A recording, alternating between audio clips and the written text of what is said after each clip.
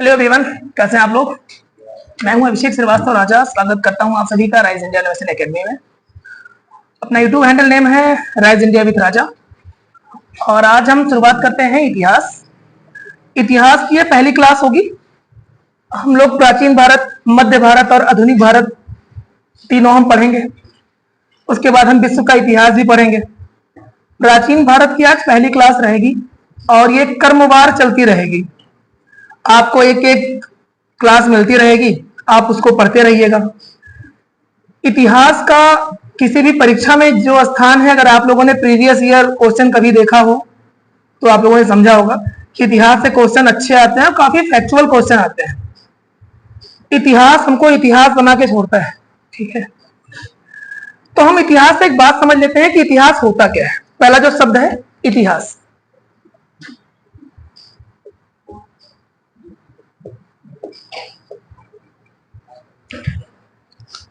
इतिहास शब्द की जो उत्पत्ति हुई है वो हुई है इति आ और आस से।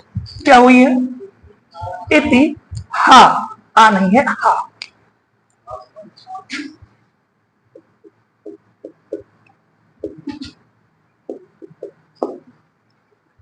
इति हा और आ से इसकी उत्पत्ति हुई है। मतलब ये जो इतिहास शब्द है ये संस्कृत का मूल शब्द इति हा और आस से लिया गया है। किससे लिया गया है? इसका मतलब होता है कि निश्चित रूप से ऐसा ही। क्या मतलब होता है? निश्चित रूप से ऐसा ही, ठीक है। इसमें अगर हम देखेंगे तो मतलब वो घटनाएं जो भूतकाल में घटी हो उसे हम क्या कहेंगे? इतिहास। आज आप इस क्लास में बैठे हैं, इस क्लास को अटेंड कर रहे हैं, यही क्लास कल क्या हो जाएगी, या अभी चंद क्षण बाद क्या हो जाएगी? इतिहास हो जाएगी, ठीक है। और जब किसी भी पूर्व की घटनाओं का क्रमिक अध्ययन करते हैं, ठीक है, तो उसे हम क्या कहते हैं? उसे हम इतिहास कहते हैं।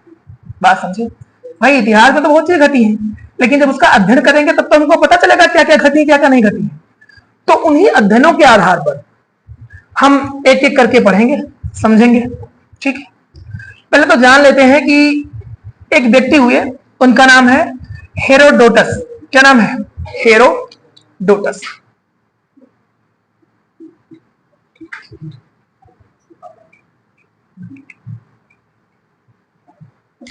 इनकी एक पुस्तक है, नाम है क्या?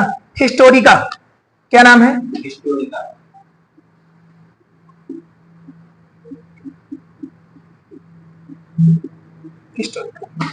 ठीक है। हिस्टोरिका में की जो पुस्तक है वो किसके नाम पे है? किसने लिखा है? हेरोडोटस ने लिखा है। इसीलिए इनको क्या कहते हैं? भारतीय इतिहास का जनक या इतिहास का जनक कहते हैं। क्या कहते हैं इन्हें? इतिहास का जनक कहते हैं, ठीक है।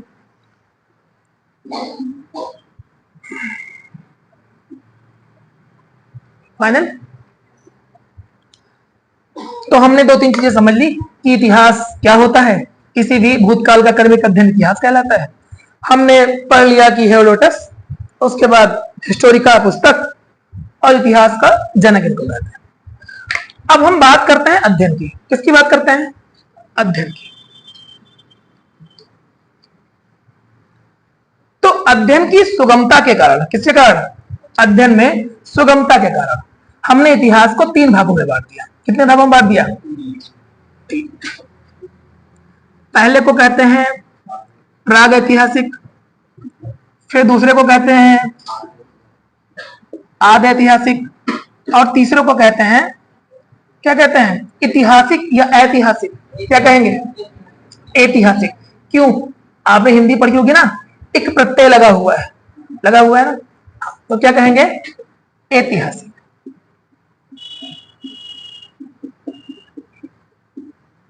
ठीक, फाइनल। अब तो हिंदी क्लासें भी चल रही हैं अपनी क्लास में, देखा आप लोगों ने। वर्माय क्लास आ गई है, तो और क्लास पढ़ते चलिए आप लोग धीरे धीरे, ठीक है। तो प्राग ऐतिहासिक, आध ऐतिहासिक और ऐतिहासिक, ये तीन भाग हो गए। इन्हीं को आगे हमको क्या करना है, पढ़ते चलना है। जैसे देखो ना, जब हम बात करते हैं इतिहास की, तो हमारा इस पृथ्वी पर, पृथ्वी से पहले ब्रह्मांड आया होगा ना। तो ब्रह्मांड की उत्पत्ति, आपको भूगोल में एक चीज और पढ़ते हो, आप क्या पढ़ते हो, बिग बैंग थ्योरी पढ़ते हो, कि एक जमाने पहले लाखों करोड़ों नहीं अरबों वर्ष पूर्व क्या था, ये जो पृथ्वी थी वो एक मटर के दाने जैसी थी। एक दिन ब्लास्ट हुआ, जिसे आप बिग बैंग थ्योरी कहते हो ना। उसके बाद क्रमिक ये दुनिया चलती आई। तो इतने साल पहले जो घट गया वो भी तो इतिहास ही है। तो एक बात बताओ, क्या जब बिग बैंग घट रहा होगा तो उस समय का क्या कोई लिखित साक्ष्य हमको मिलेगा? क्या उस समय के अवशेष हैं, तो क्या वो उनकी जो डेट है वो फाइनल है? हम तो कार्बन डेटिंग करके पता करते हैं कि भाई ये चीज जो है इसमें कार्बन की मात्रा कितनी बची हुई है, इस आधार पे हम देख के फाइनल करते हैं, ठीक है, कि ये कितना पुराना है। आप एक पद्धति आगे चल के पढ़ेंगे, नाम क्या रहेगा, कार्बन डेटिंग। और आगे चल के क्या पढ़ना है, जैसे जान लीजिए। प्राग ऐतिहासिक में कोई भी लिखित साक्ष्य नहीं है। क्या नहीं है? लिखित साक्ष्य नहीं है। बात समझे? इस समय कोई लिखित साक्ष्य नहीं है, तो मतलब क्या है, अगर लिखित साक्ष्य नहीं है तो अवशेष है कि अवशेष भी नहीं है? अवशेष तो है भाई। बिग बैंग थ्योरी की भी हमने बात की, तो बिग बैंग थ्योरी का अवशेष तो पृथ्वी भी है हमारी, वहीं से तो निकल के आई है। लेकिन कितने साल पहले निकल के आई थी, ये कहीं लिखा हुआ है क्या? लिखा हुआ नहीं है। तो जो चीजें जिनके लिखित साक्ष्य नहीं मिलते हैं उनको हम किस पे रखेंगे?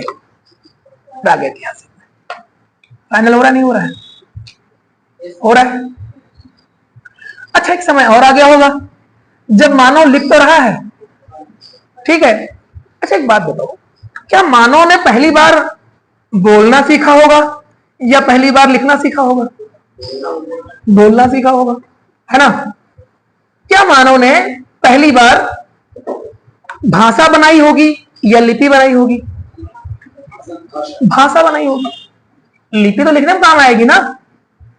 अभी आगे चल के नहीं पढ़ने वाले हैं कितनी सारी लिपियां होती हैं जो आप हिंदी में प्रयोग करते हो, अपने यहाँ कौन सी करते हो? देवनागरी करते हो। लेकिन हम पूछे क्या पढ़ते हैं? ब्राह्मी लिपि पढ़ते हैं, खरोष्टी पढ़ते हैं, है ना। ऐसे लिपियों को हम पढ़ते भी चलेंगे। तो पहली बात हमने क्या समझी कि यहाँ पे लिखित साक्ष्य नहीं है। आज ऐतिहासिक आते आते लिखित साक्ष्य क्या है?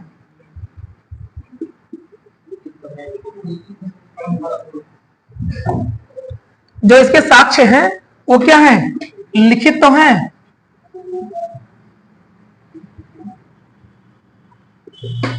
साक्ष्य कैसे हैं? लिखित तो हैं, लेकिन हम इतने पढ़े लिखे नहीं हैं कि उसको पढ़ पाए। एग्जाम्पल के लिए अगर इसका हम एग्जाम्पल देखेंगे तो एग्जाम्पल क्या हो जाएगा? सिंधु घाटी,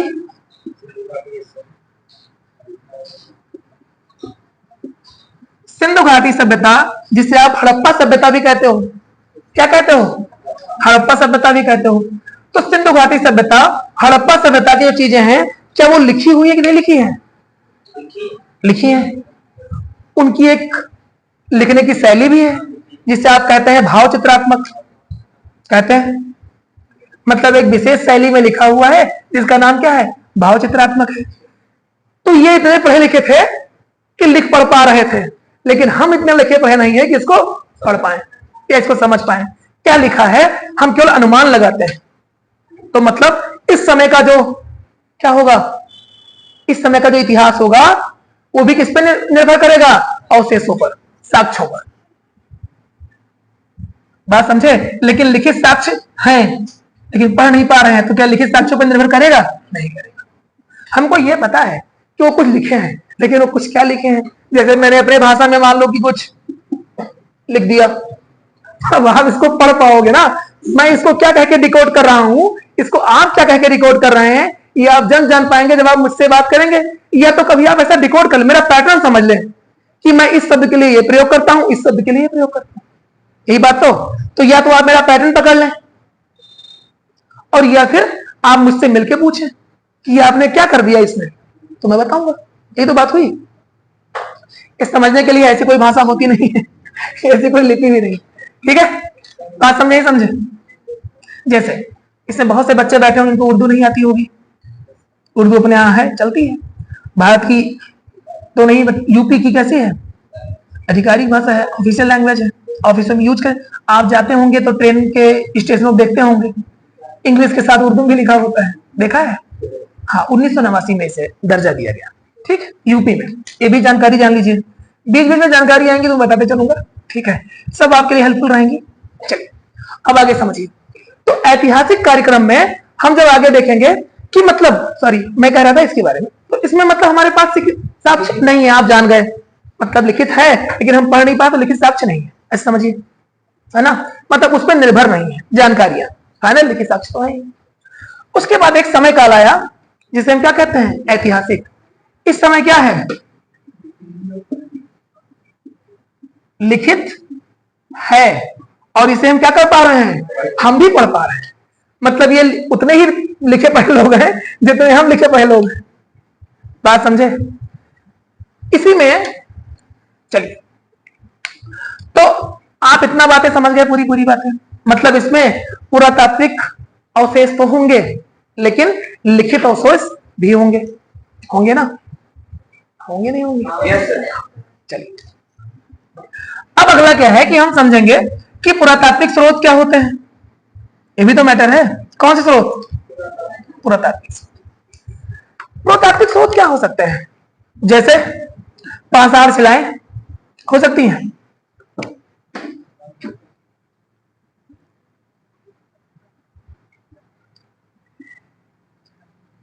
यहां पे लिख लीजिए शिला,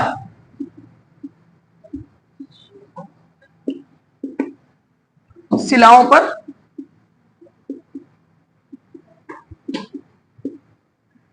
लिखित अवशेष, फाइनल, शिलाओं पर लिखित अवशेष। दूसरा क्या हो सकता है? स्तंभ हो सकते हैं।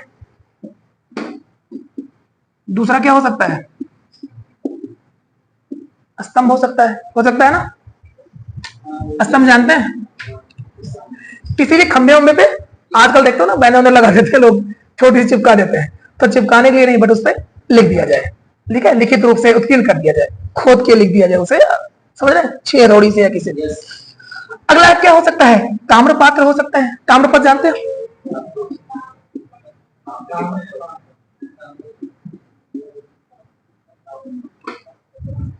ठीक है, ताम्रपत्र हो सकता है। अगला क्या हो सकता है? दीवारों पे हो सकता है और प्रतिमाओं पे हो सकता है। अगला क्या है? दीवार और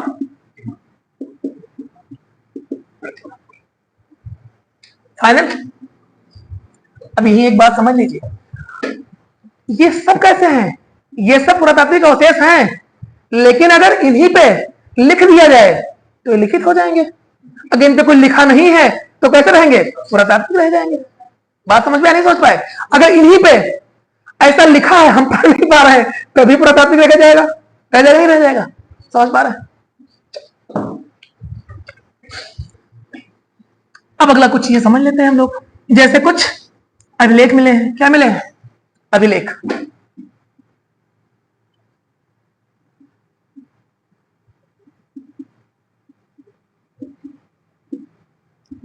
क्या मिले? कुछ अभिलेख मिले हैं। अभिलेख कैसे होते हैं?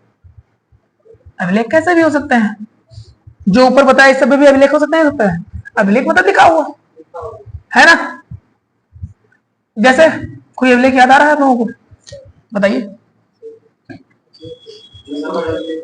बेटा। बोगाज कोई है, क्या आ रहा है? बोगज कोई नाम है उसका, एक्चुअल में क्या नाम है? बोगज कोई। एक अभिलेख है, नाम क्या है? बोगज कोई। फाइनल। कौन सा अभिलेख है? बोगज कोई एक अभिलेख। बोगज कोई जो अभिलेख है उसमें क्या है? उसमें कुछ देवताओं के बारे में। ये कहां पे है? मध्य एशिया में। कहां पे है? मध्य एशिया में। सबसे प्राचीन अभिलेख है भारत का, जानते हो बात? हमारे इतिहास का सबसे प्राचीन अभिलेख किसी को मानते हैं, ठीक है? उस समय अब इस पर लिखा हुआ क्या है? तो कुछ वैदिक देवताओं के नाम लिखे हुए हैं। किसके लिखे हैं? इसमें क्या है?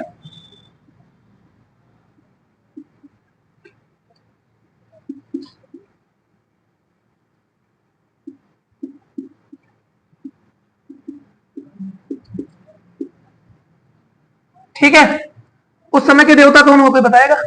पहले होंगे इंद्र, बिल्कुल महोदय, नाम क्या है इनका? इंद्र। एक होंगे मित्र, एक होंगे नासत्य,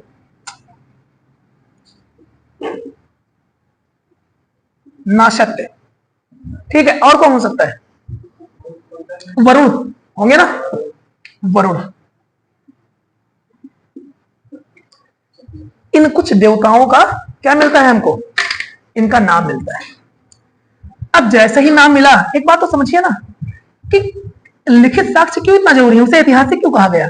क्योंकि जैसे ही लिखा मिल गया, हमने एक बात तुरंत समझ ली कि उस समय का जो मानव था, उस समय के जो हमारे पूर्वज थे, उनको क्या मानते थे? वो देवताओं पर आस्था रखते रहे होंगे, या कम से कम देवताओं से परिचित है ना? और उनके भी देवता वही थे जिन देवताओं को आज भी हम जानते हैं, इंद्र, वरुण, मित्र, जानते हैं ना? हालांकि समय काल में आते आते मित्र देवता नाम ही सुनते होंगे आपको, बट थे मित्र, हमारे मित्र हैं एक दूसरे के, यही बात तो नहीं है मित्र देवता। अगला कुछ अभिलेख की और बात कर लेते हैं, जो अभिलेखों की बात हो रही है ना? अगला अभिलेख आप लोग को याद होगा, अशोक एक महाराज हुए भारत में, बहुत ही प्रतापी महाराज हुए, है ना? शायद भारत में इंसान अशोक को जरूर जानता होगा, है ना? द ग्रेट अशोक, जानते हैं ना? अशोक महान। अशोक महान ने का जो समय काल है अभिलेखों का, वो लगभग कितना है? 300 ईसा पूर्व। कितना ईसा पूर्व? 300 ईसा पूर्व। 300 ईसा पूर्व में इन्होंने क्या लिखवाए? अभिलेख लिखवाए। इनके अभिलेख के माध्यमों से क्या करते थे? अभिलेख के माध्यमों से अपनी जनता को, अपनी प्रजा को अपने संदेश भिजवाते थे कि महाराज क्या चाहते हैं। जैसे आजकल तो मामला बड़ा कैसा हो गया, सोशल मीडिया का है, तो आजकल जब भी कुछ आना होता है तो कहां आ जाता है? तुरंत सोशल मीडिया पे वायरल हो जाता है, आपके पास प्रतिलिपियां आ जाती हैं कि हमारी भारत सरकार ये चाह रही है ना? आप लोग पढ़ लेते हैं, समझ जाते हैं। अभी याद करिए, बीच में कुछ विवाद थे सीमाओं पर, मॉकड्रिल की बात चल रही थी, तो हमारे यहाँ अलर्ट आ जा रहा था, हम लोग भी जान रहे थे कितने समय तक लाइट बत्ती यूज नहीं करना है, बंद कर देना है ना? लेकिन उस समय भी जितना बड़ा आज का शासन है, इतना ही बड़ा तब का भी था, इवन इससे भी बड़ा था। अगर हम साउथ का कुछ छोटे एरिया को छोड़ दें, बाकी तो पूरा भाग अफगान, आज का बांग्लादेश, सब लेके भारत हुआ करता था, होता था ना अशोक के जमाने में, देखा होगा ना? तो उस समय इतने बड़े शासन काल पे किसी व्यक्ति को कुछ बताना हो तो कैसे बताया जाए? चिट्ठी पत्रिका भेजा जाए, कैसे किया जाए? तो जगह जगह पर क्या लगवाए गए थे? अभिलेख, कि राजा अपनी जनता से क्या चाहते हैं। और उसी लिए हम लोग को आज भी पता है कि अशोक के उस समय के जो नियम थे वो कितने अच्छे थे। उस जनता के लिए क्या? जनता को अपनी प्रजा कहा, अपनी संतान कहा, प्रजा को क्या कहा? अपनी संतान कहा। ठीक है, तो मतलब राजा होना भी ऐसा चाहिए। जो भी आपके देश का मुखिया हो वो कैसा होना चाहिए कि पूरी जनता उसकी संतान है। जब संतान मान के चलेगा तो सबको सुख पहुंचाएगा, सबके लिए अच्छे कर्म करेंगे, किसी में भेदभाव नहीं होगा, यही तो होगा। और ऊपर से आपसे उम्मीद भी करेंगे, क्या उम्मीद करेंगे? कि आप भी देश को आगे ले जाइए। देखिए समय समय पर आज के हमारे राजनेता क्या कहते हैं? आपसे कहते नहीं है कि आपका कर्तव्य है देश को आगे ले जाइए, कहते नहीं कहते, है ना? तो ये बात समझ गए, अभिलेखों के माध्यम से हमको पता चल रहा है। उसके बाद बहुत सारे जितने वेद वगैरह है ये सभी तो ऐतिहासिक ही है क्या? देखो लिखा तो है लेकिन एक्चुअल डेट का पता नहीं चल पाता। हमारे जो वेद लिखे गए तो वेद, अब एक बात और जान लीजिए, इतिहास पढ़ते पढ़ते एक बात आपको पता चलेगी कि दुनिया के जितने भी धर्म हैं उनकी जो मूल प्रति है वो कैसी है? वो अपरिचय है, मतलब किसी व्यक्ति द्वारा रचित नहीं है। उसको उनके ईश्वर ने, उनके भगवान ने, उनके गॉड ने, जीसस ने, उनके, है ना, अल्लाह द्वारा वो क्या है, वो वहां से आया है, या उनके पैगंबरों द्वारा या उनके अनुयायियों द्वारा वो लाया गया है। बात समझे? हमारे यहाँ वेद क्या है, अपरिचय है, किसी व्यक्ति ने रचना नहीं की। तो आप लोग को फिर आवाज आ गया होगा, फिर बादरायण कौन है ना? फिर वेदव्यास के नाम क्यों ले लेते हैं हम लोग?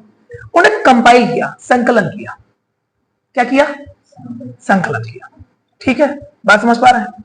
चलिए, तो आगे हम बढ़ेंगे। अब कुछ हम अभिलेख की बात कर ही लिए हैं, तो कुछ अभिलेखों को जान लेते हैं, साथ ही साथ जान ले। चलिए, इसको हटाता हूं।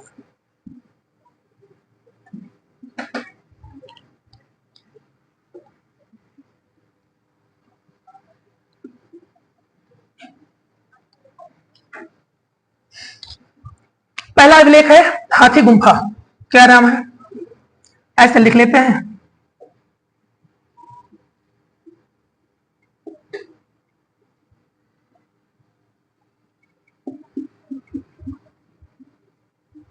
ठीक, एक चीज और इसमें लिख लेता है, विषय। मतलब जो अभिलेख हम लिखेंगे, जो हम पढ़ेंगे, वो किसमें पढ़ेंगे? समझ समझ के पढ़ लेते हैं एक। ठीक है, मैं कुछ यहां लिख दूंगा, जगह कम रहेगी तो मैं बोल दूंगा, मैं आराम से बोलूंगा, आप नोट कर लीजिएगा। कर लेंगे? चलिए, पहला नाम है हाथी गुंफा। क्या नाम है?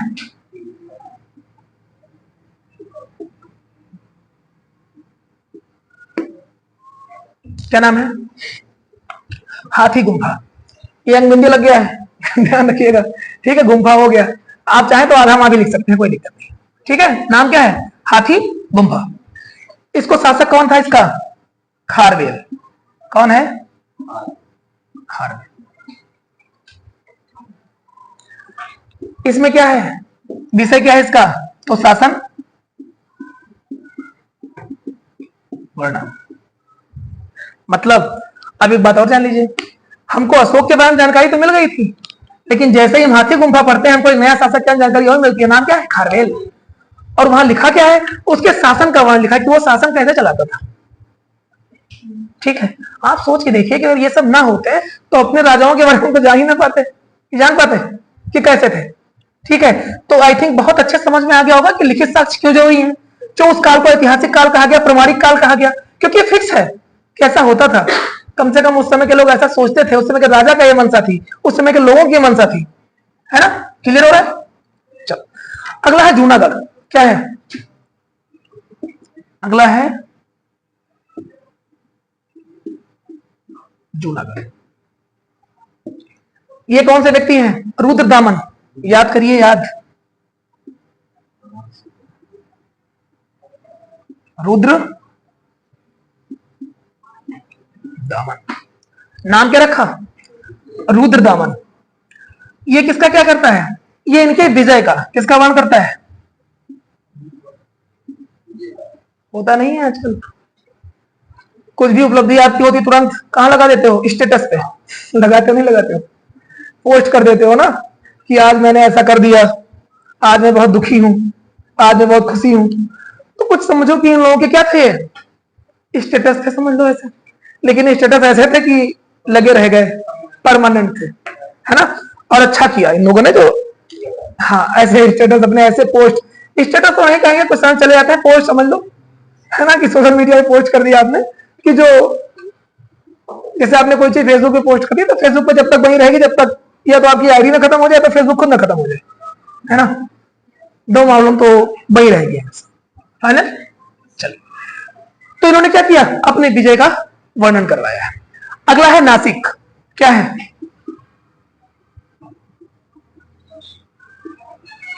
नासिक। नासिक अभिलेख किसका है? गौतमी बलश्री। किसका है?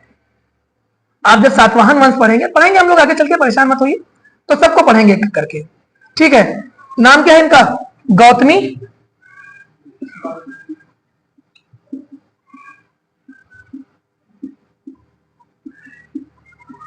बलश्री।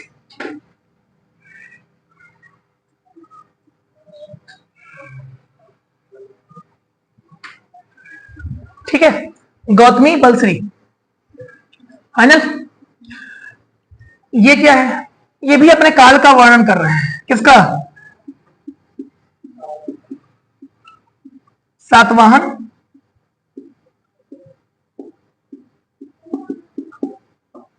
सातवाहन काल का क्या कर रहे हैं? वर्णन कर रहे हैं।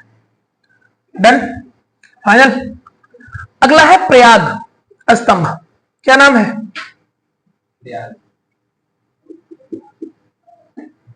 प्रयाग स्तंभ। ये किसके समय काल का है? समुद्रगुप्त। बहुत ही इंपॉर्टेंट शासक है ये।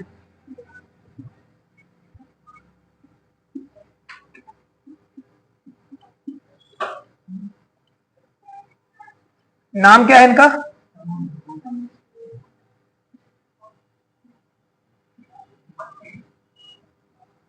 समुद्रगुप्त। इन्होंने क्या किया है? इन्होंने जो वर्णन किया है वो अपने शासनकाल का वर्णन भी कराया है। एक्चुअल में ये समुद्रगुप्त का वर्णन है, मतलब समुद्रगुप्त ने एक्चुअल में क्या क्या किया। फाइनल, ठीक है।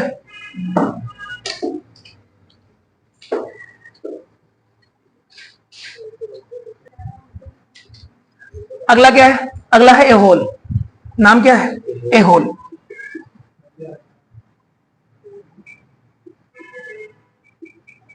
एहोल, एहोल में एक शासक हुए, नाम था उनका पुलकेशिन द्वितीय। है, क्या नाम था? पुलकेशिन।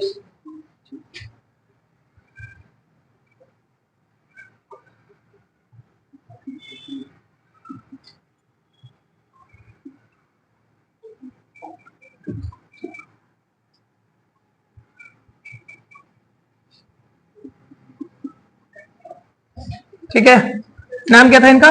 पुलकेशिन द्वितीय। ठीक, पुलकेशिन द्वितीय।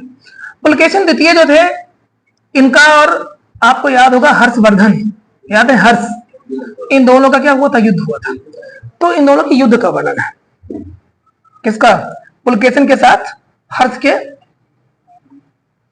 युद्ध का वर्णन है। अगला कुछ आप लोग और लिख लीजिए। अगला है भीतरी स्तंभ। क्या है? भीतरी स्तंभ। ये स्कंदगुप्त का है। ठीक, हाँ, स्कंदगुप्त। इसमें गुप्त काल का भी वर्णन है और स्कंदगुप्त का भी वर्णन है। ठीक है। और अगला है मंदसौर। नाम क्या है? भीतरी और मंदसौर। ठीक है। मंदसौर का जो शासक है वो है यशोवर्धन। और इस समय सैनिक उपलब्धियों का वर्णन इसमें किया गया है। किसका? सैनिक उपलब्धि। ठीक है, मतलब सैनिक कैसी थी, क्या क्या हथियार थे, बात समझे? ऐसे वर्णन किया गया।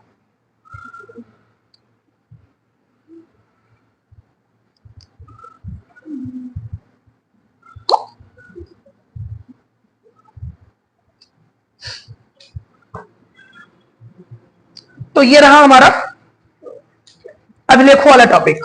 इतने अभिलेख आपने लिख लिए।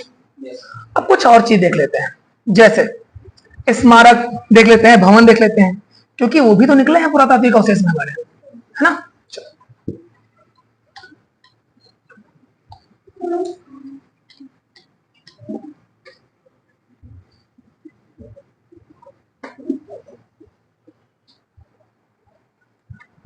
अगला चीज क्या है?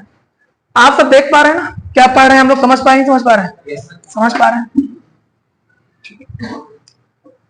अगला इसमें देख लेंगे स्मारक। क्या देखेंगे?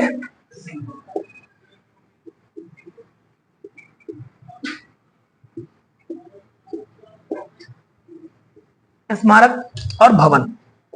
ठीक है।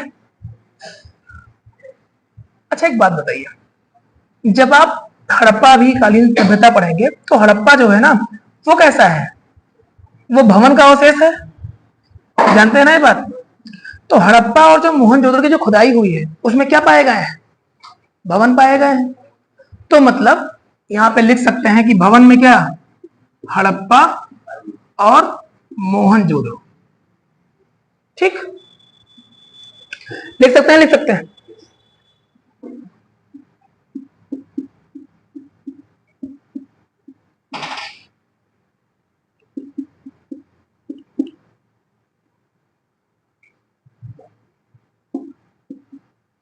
मोहनजोदड़ो फाइनल। इससे क्या मिले हैं, जब हम इसकी खुदाई किए तो हमको भवन के अवशेष की प्राप्ति हुई। अगला, देवगढ़ का दशावतार मंदिर, अजंता गुफा और बौद्ध स्तूप। स्मारक में क्या मिले हैं, बौद्ध स्तूप और अजंता गुफा, दशावतार मंदिर, कहां का, देवगढ़ का। ठीक है, लिख लिया। अगला चीज हम पढ़ेंगे सिक्के। क्या पढ़ेंगे, सिक्के। इस समय क्या कुछ सिक्के भी मिले हैं, तो मिले हैं। ठीक, सिक्कों का नाम क्या है, यहां पे देख लेते हैं, ऐसे लिख लेते हैं इधर।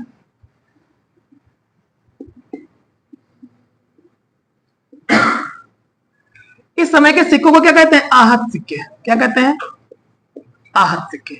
सिक्के का नाम क्या है, आहत।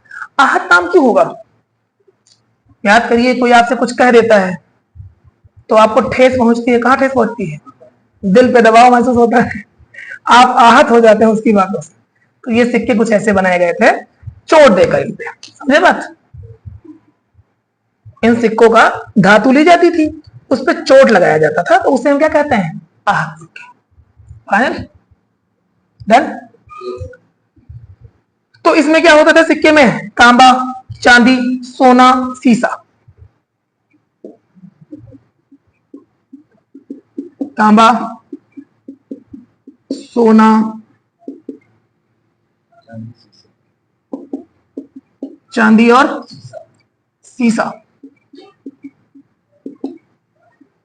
फाइनल।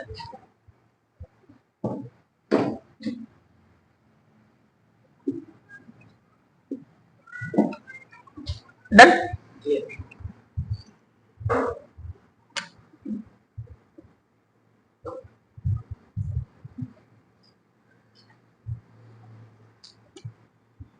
अगला है मूर्तियां।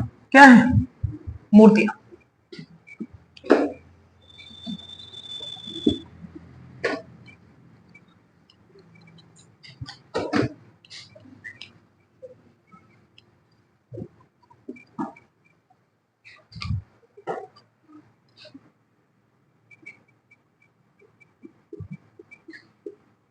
मूर्ति, ठीक। पहली बात तो जान लीजिए कि पहली मूर्ति कब बनी। आज जब हम बात करते हैं पूजा पाठ की, बात करते हैं अपने रिचुअल्स की, बात करते हैं अपने धर्म की, तो आपको दो टाइप के लोग बड़े आराम से मिल जाएंगे। एक वो जो मूर्ति पूजा में विश्वास करते हैं, एक वो जो मूर्ति पूजा में विश्वास नहीं करते हैं। जैसे हिंदू धर्म में आप देखेंगे कि मूर्ति पूजा की उपासना होती है, खूब जोरों शोरों से होती है, लेकिन वहीं इस्लाम में देखेंगे तो नहीं होती।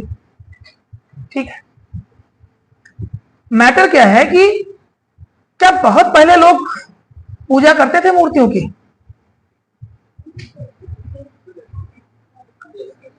अगर देखो, अगर आधुनिक मूर्ति की बात करें हम, कब की, जो आज मूर्तियां बनाई जा रही हैं इस फॉर्म में, अगर मूर्ति की बात करें तो ये हमको कुशाण वंश से मिलता है। कब से,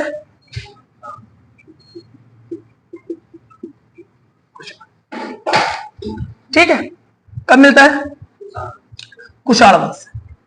जो कुशाणों का काल आया भारत में, तब से हमको क्या मिलता है, मूर्ति निर्माण की जो कला है, जो मूर्ति निर्माण की परंपरा जो शुरू हुई, वो ही शुरू हुई। लेकिन उससे पहले मूर्तियां थी कि नहीं थी, थी, बिल्कुल। कैसे, हड़प्पा मोहनजोदड़ो याद है, नर्तकी की मूर्ति, और कैसी, पशुपतिनाथ की मूर्ति, और कैसे, हाँ, बहुत सारी मूर्तियां पाई जाती है ना। तो मतलब पहले भी मूर्ति थी, लेकिन बहुत बड़े बड़े क्या मंदिर वंदिर भी थे क्या? हड़प्पा में तो नहीं दिखाई देता, है ना। बड़ी मंदिर शिवालय नहीं दिखाई देते, है ना। तो पहली चीज क्या है, हम वही पढ़ेंगे। देखो ना, इतिहास पढ़ते हुए कभी कभी आपको द्वंद्व भी आएगा। एक सोर्स दूसरा कह रहा होगा, दूसरा सोर्स दूसरा कह रहा होगा, लेकिन मैं कोशिश करूंगा कि आपको जो ज्यादा सर्वमान्य हो वही परिभाषा बताऊं, है ना। बाकी थोड़ा सा द्वंद्व इतिहास में रहता ही है, क्योंकि लोगों ने ऐसा माना है। जब आप हड़प्पा ही पढ़ेंगे तो हड़प्पा का जो समय काल है ना, वो आपको कई जगह दिखा कि इनके अनुसार हड़प्पा का समय काल इतना था, इनके अनुसार इतना था, इनके अनुसार इतना था। तो वहां तनाव मत ले लीजिएगा। जैसे हड़प्पा में हम सबसे ज्यादा किसको मानते हैं? कार्बन डेटिंग वाले को मान लेते हैं, है ना। तो जो बीच वाली बात होगी, वो जो ज्यादा लोग मानेंगे वो मैं आपको बताऊंगा, है ना। तो इसमें देख लेते हैं कि मूर्तियां कब बनी। और हाँ, मूर्ति का जो विकास हुआ कुषाण काल में हुआ। बात समझे? जो मूर्ति कला, मैं मूर्ति कला अगर लिख दूं ज्यादा अच्छा रहेगा। क्या? मूर्ति कला। फाइनल। अच्छा, पहली बार मूर्ति बनाई किसी गई तो वो थे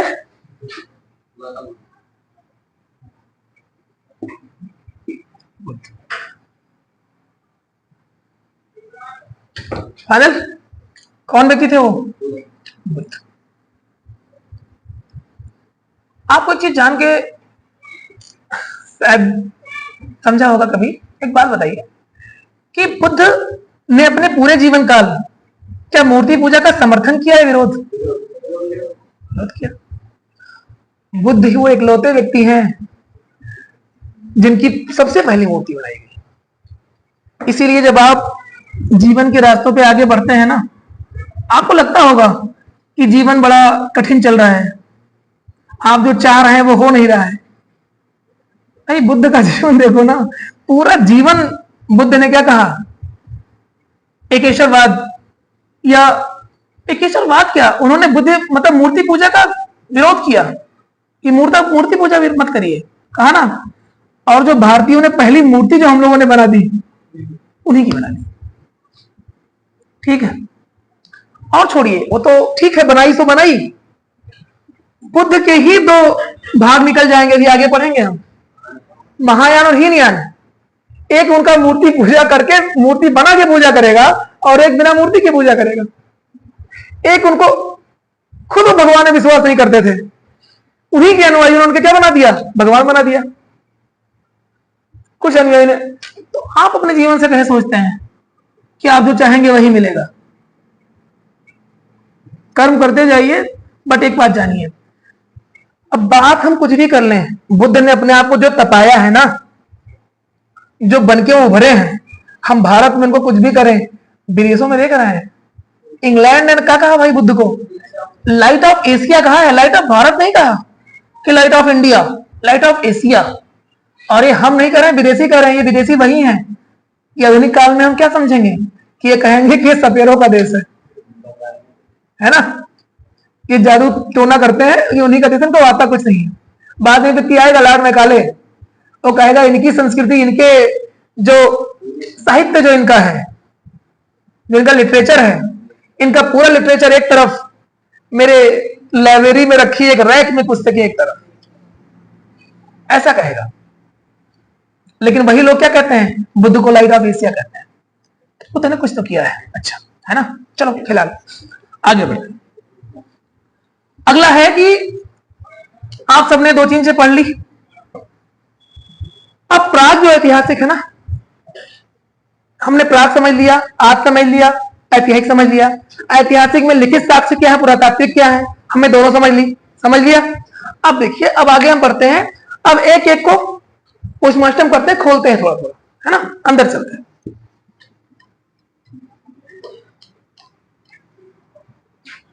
तीनों में से एक को उठा लेंगे, इसका क्या नाम है?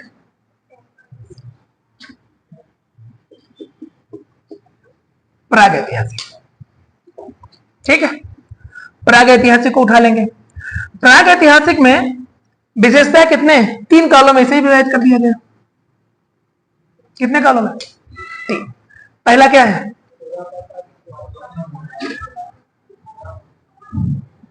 पुरा पाषाण, मध्य पाषाण, नव पाषाण।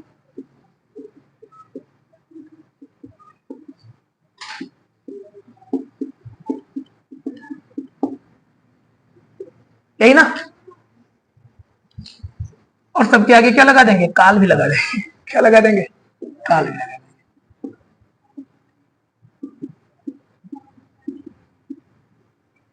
आनंद,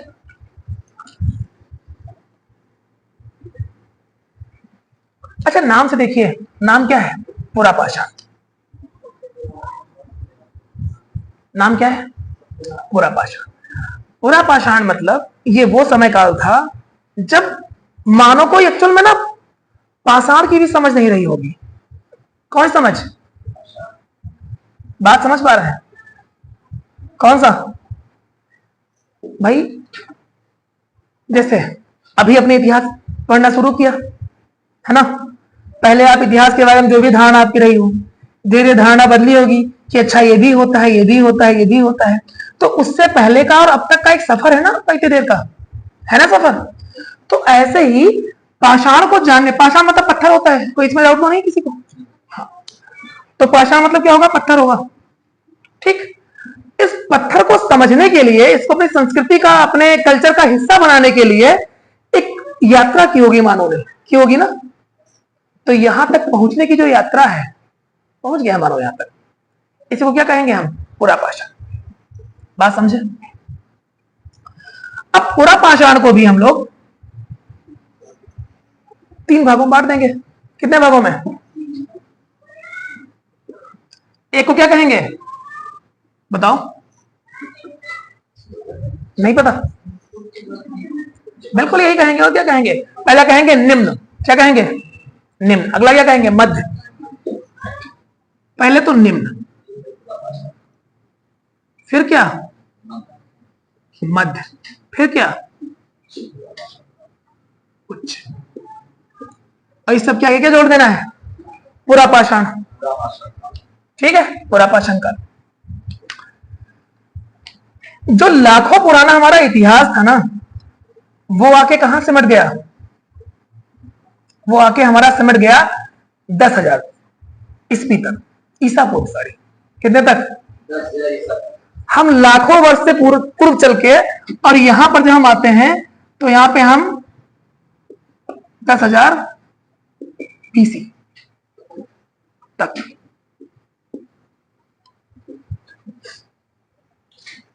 फाइनल? कितने बीसी तक? ये कब तक का है?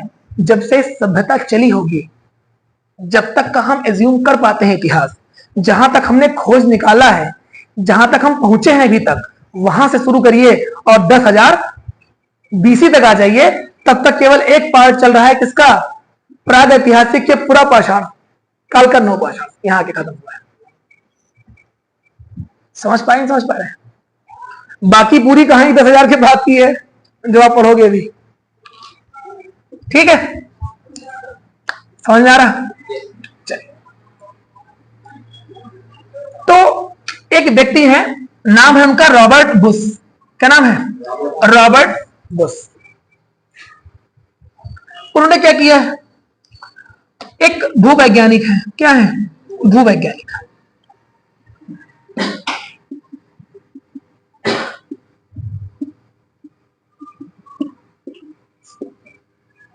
इनका पूरा नाम रॉबर्ट बुश फुड है, वैसे नाम का पूरा।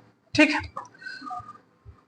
तो यहां तक ये जो रॉबर्ट बुश साहब हैं अपने, इन्होंने क्या किया? इन्होंने 1863 में, क्या 1863 में,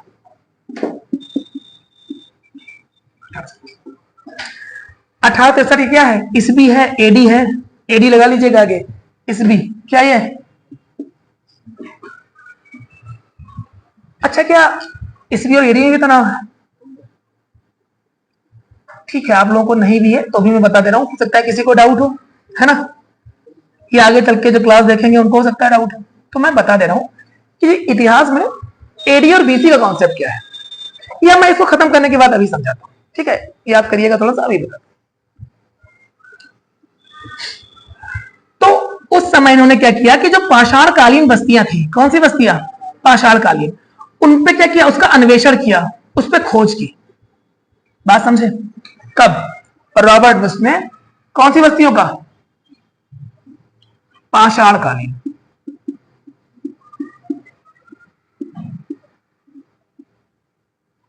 ठीक, पाषाणकालीन बस्ती, ठीक है, पाषाणकालीन बस्ती की खोज की। इन्होंने एक बात पता लगाया कि पाषाण काल जब शुरुआत हुआ था ना, जब पाषाण काल चल रहा था, तो उस समय का मानव कर क्या रहा था, ये भी एक मुद्दा है। तो मानव क्या कर रहा था, मानव से पशुपालन कर रहा था। क्या कर रहा था, पशुपालन कर रहा था। पशुपालन के साथ, समय के साथ उसको, अब अगर पशुपालन कर रहा था तो पशुपालन का साक्ष्य भी होना चाहिए, तभी तो हम मानेंगे कि पशुपालन कर रहा था। भाई हमको आज बैठे कैसे पता है कि उस समय का मानव क्या कर रहा था? मैं आपसे पूछूं कि आपके बाबा जी क्या करते हैं, आप बता नहीं पाएंगे। अगर घर में पिताजी से ना सुना हो तो मैं पूछूं उनके बाबा जी क्या कर रहे थे, आपको क्या पता क्या कर रहे थे? अगर आपने सुना होगा या किसी ने बताया होगा, आपको कैसे एज्यूम कर लेंगे ऐसे कि बाबा जी हमारे वो कर रहे थे, है ना? और एज्यूम कर सकते हैं, कंफर्म कैसे बता सकते हैं? सही बात। तो इतने पूर्व बातें हम सही कैसे बता सकते हैं? तो उसकी खोज करनी पड़ेगी। अगर हम कह रहे हैं पशुपालन हुआ है तो बताइए कहां से हुआ है, कुछ तो बताइए। तो उन्होंने बताया कि आदमगढ़, कहां पे, आदमगढ़। क्या कहा इन्होंने,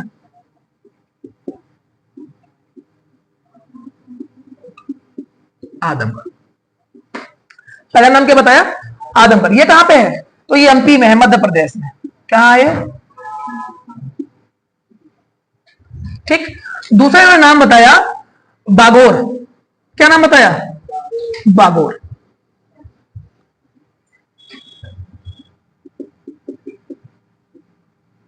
और ये कहां है, राजस्थान में। फाइनल। पहला कहां था, मध्य प्रदेश, दूसरा कहां है, राजस्थान। इन्होंने कहा कि यहां से क्या मिला है, हमको पशुपालन के साक्ष्य प्राप्त हुए हैं। आधार पे बोल रहा हूं, ऐसे नहीं बोल रहा हूं, ऐसे नहीं मान लिया हम लोगों ने इनको, समझे बात, साक्ष्य। अगला क्या है, अच्छा अगर पशुपालन का साक्ष्य मिला है तो पशुपालन कर कौन रहा था, कोई मानव कर रहा होगा, तो मतलब मानव भी रहा होगा। तो मानव का भी साक्ष्य तो चाहिए कि मानव के साक्ष्य कहां से मिले हैं, क्या मानव था भी कि नहीं था? ऐसा भी तो हो सकता है कि गाय भैंस खुद से अपना चरवर के आगे खड़ी हो जाती हो, है ना, कुछ तो करेंगे। कर कौन रहा था पशुपालन, तो मानव कर रहा था। वो कैसे पता चला? उन्होंने कहा कि इनके यहाँ पे जगह है, कौन सी जगह है, प्रतापनगर, उत्तर प्रदेश का प्रतापगढ़। कौन सा, प्रतापगढ़ एक जिला है, आप जानते होंगे। वहां एक जगह है, नाम है सराय नहर। क्या नाम है,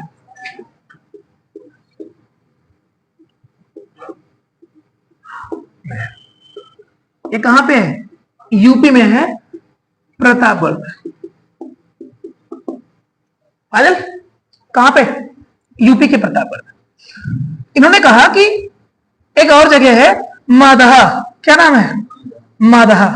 एक और जगह है दमदमा। तो पहला नाम लिखिए दहा, अगला नाम लिखिए दम दमा।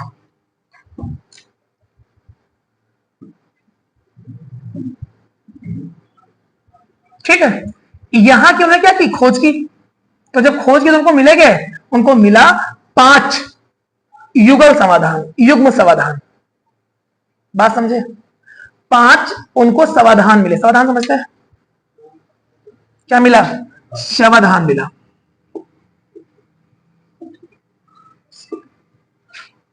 ये वाह है, ठीक है, समाधान मिला। और क्या मिला उनको, 3 मानव कंकाल मिले। क्या मिले, एक 5 तो वो जगह मिली जहां पे लोग शव को क्या करेंगे, दफनाते हैं। और क्या मिला उनको, 3 मानव कंकाल मिला। 5 समाधान और 3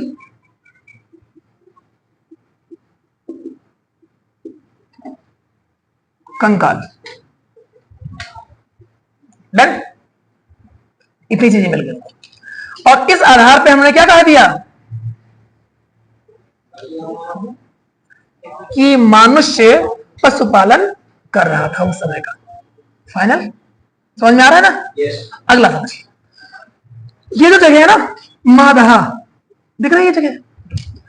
मादहा से उनको क्या मिला? हड्डी और सींग मिले हैं।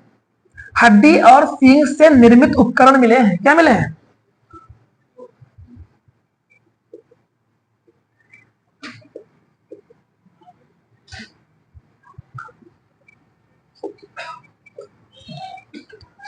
हड्डी और सींग से क्या मिला उनको?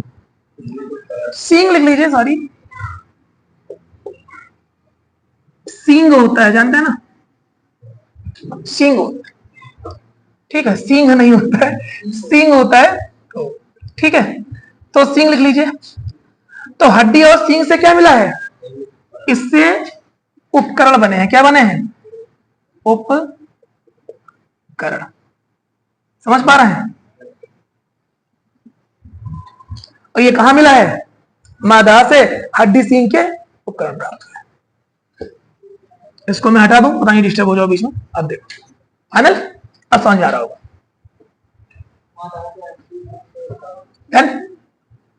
चलो,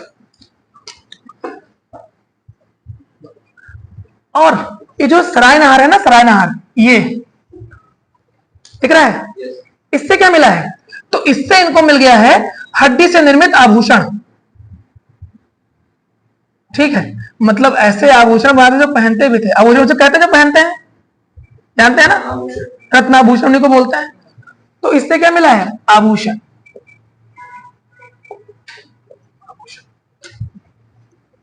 ठीक, फाइनल।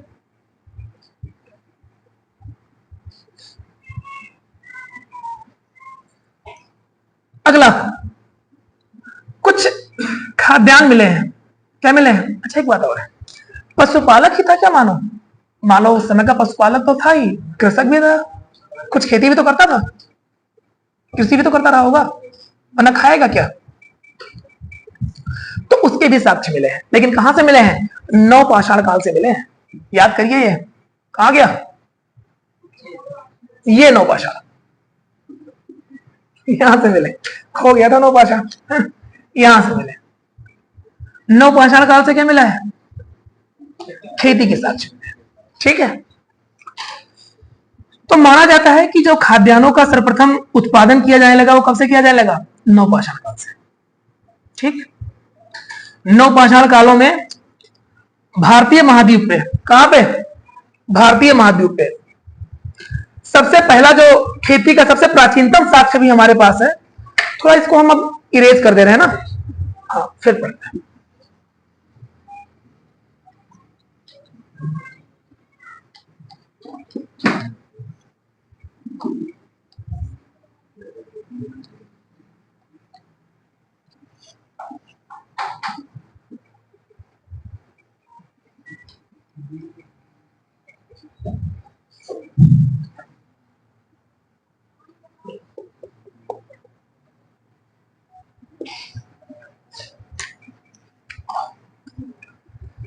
तो एक चीज जान लीजिए कि भारतीय उपमहाद्वीप है, भारतीय उपमहाद्वीप समझता ना, अपना भारत प्यारा सा, है ना? यहां पे सबसे पहला कृषि का साक्ष्य मिला है, वो कहां मिला है? तो यूपी में मिला है। कहां मिला है? यूपी। यूपी जानते हैं ना अपना, उत्तर प्रदेश, उम्मीदों का प्रदेश हमारा, है ना? यूपी से क्या मिले हैं? कृषि साक्ष्य मिले हैं।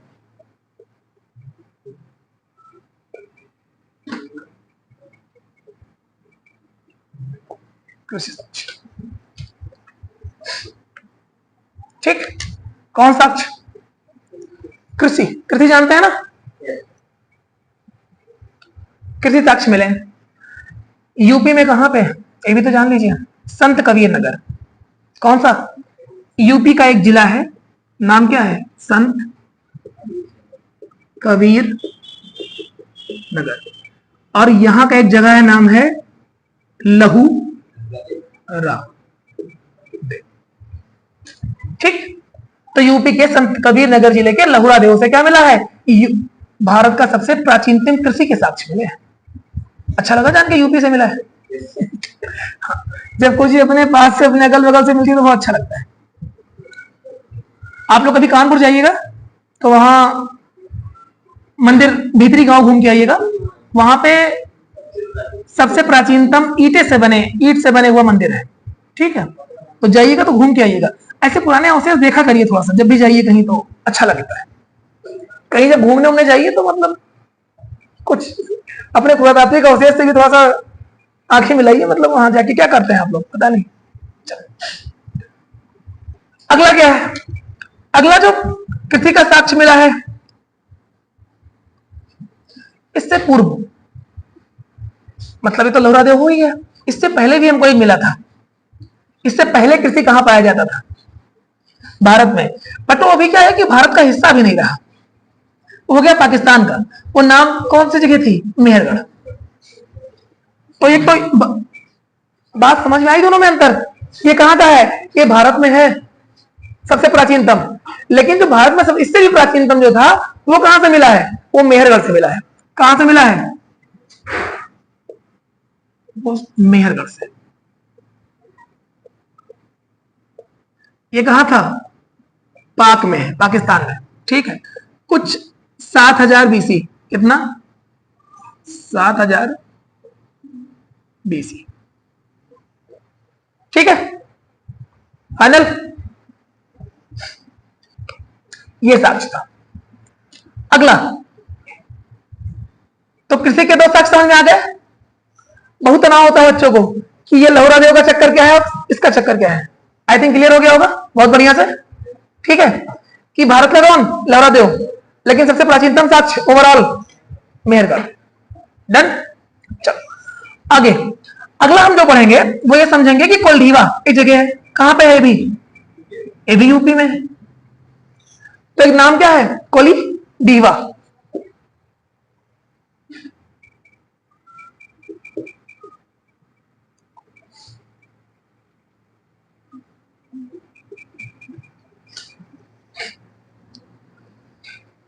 नहीं दिख रहा है? ये देख लीजिए, कोयलडीवा। ठीक है, यहां से क्या मिला है? चावल का।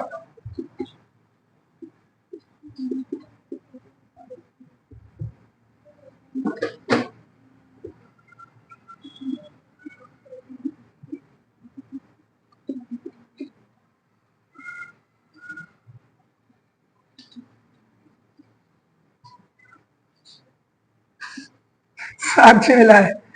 ठीक है, सॉरी,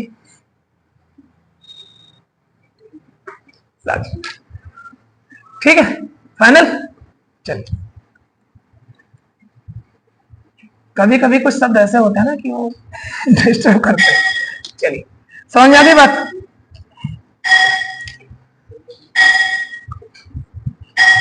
अगला एक जगह है नवदा टोली। क्या नाम है? नवदा टोली। यहां पर भी क्या मिला है? पाषाणकालीन स्थल का के साक्ष्य मिले हैं। नाम क्या है? यहां लिख लीजिए, नवदा टोली। कहां पड़ता है? ये भी एमपी में। इससे भी क्या मिला है? पाषाणकालीन साक्ष्य मिले हैं यहां से भी।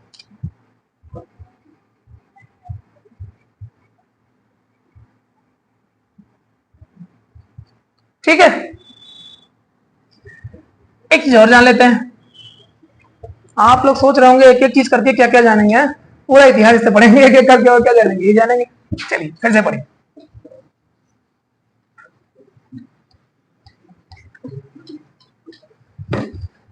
अगला हम चीज समझते हैं, भीम बेटका। नाम सुना है? एक गुफा है, नाम है भीम बेटिका। बेटिका है या बेटका है?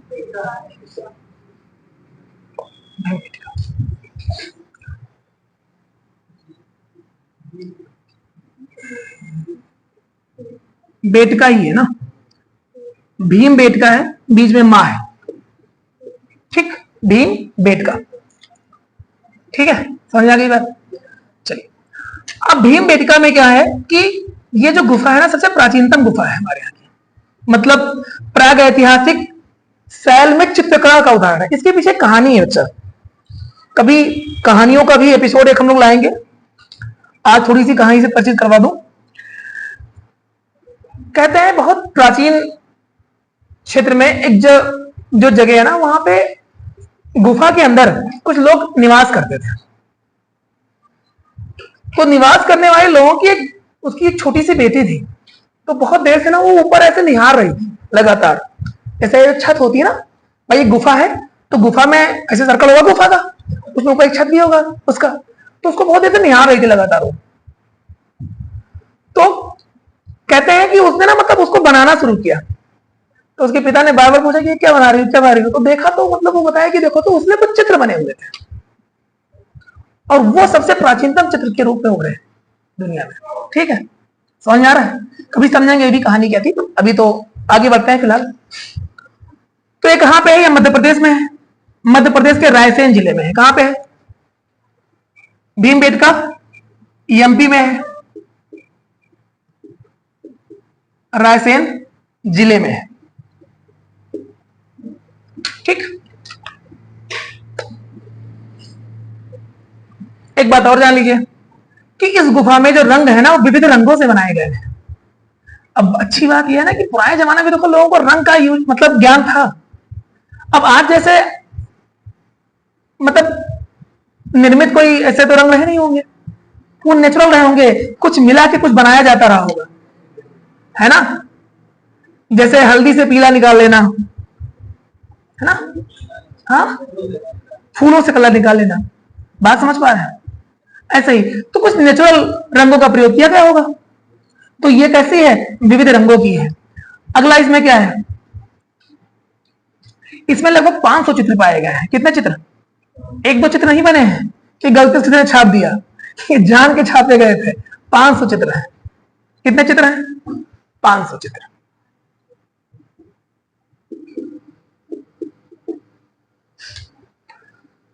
अच्छा, इसकी खोज किसने की? तो 1957 में डॉक्टर विष्णु श्रीधर ने की। ठीक,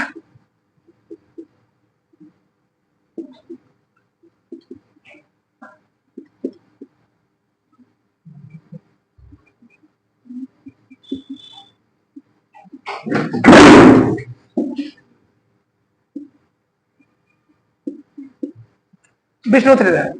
फाइनल डन। चलिए, और इसे विश्व विरासत सूची में क्या किया गया है? शामिल कर दिया गया। ठीक,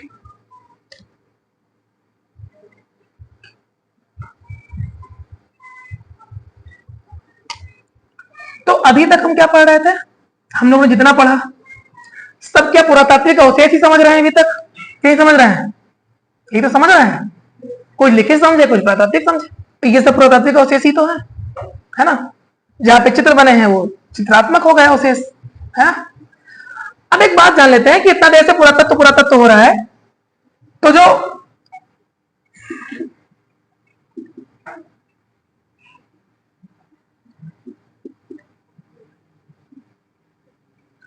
भारतीय पुरातत्व, क्या भारतीय पुरातत्व का जनक कौन है? ये भी तो एक मुद्दा है।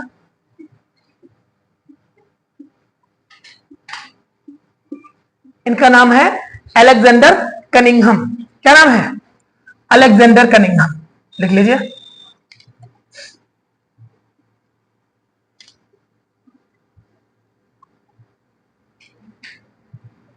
ठीक, एक सूचना और इसमें ऐड कर लीजिए। राष्ट्रीय मानव संग्रहालय बनाया गया है। क्या बनाया गया? मानव राष्ट्रीय संग्रहालय बनाया गया था। कहां पे? भोपाल। भोपाल कहां है? मध्य प्रदेश में। बात समझ पा रहे हैं? हाँ, लिख लीजिए। क्या लिखना है? राष्ट्रीय मानव संग्रहालय, भोपाल के मध्य प्रदेश में। और जिसका भी नाम बदल के क्या कर दिया गया था? इंदिरा गांधी मानव संग्रहालय कर दिया गया। ठीक है, क्या नाम बदल के कर दिया था इसका? इंदिरा गांधी मानव संग्रहालय इसका नाम कर दिया गया था। तो मतलब अभी किस नाम से जाना जाएगा? इंदिरा गांधी मानव संग्रहालय। कहां पे पड़ेगा? मध्य प्रदेश के भोपाल में। तो कभी भोपाल जाइए तो मानव संग्रहालय घूम के आइए। ठीक है, ठीक है, इसी के साथ आज की क्लास समाप्त करते हैं। अगली क्लासों में कोशिश करेंगे हम लोग, या किसी दिन मैं आपको टेलीग्राम वगैरह पे इससे क्वेश्चन प्रोवाइड करता रहूंगा, ठीक है, और उसका आप लोग को सॉल्व करना है लगातार, या किसी दिन हम लोग क्लास में ही कोशिश करेंगे क्वेश्चन पूछेंगे, ठीक, या जब ये टॉपिक खत्म होगा तो एक दिन केवल क्वेश्चन आंसर की क्लास कर लेंगे, केवल आपसे क्वेश्चन लगातार पूछा जाएगा, ठीक है। तैयार रहिएगा आप लोग। डन, ठीक है, धन्यवाद।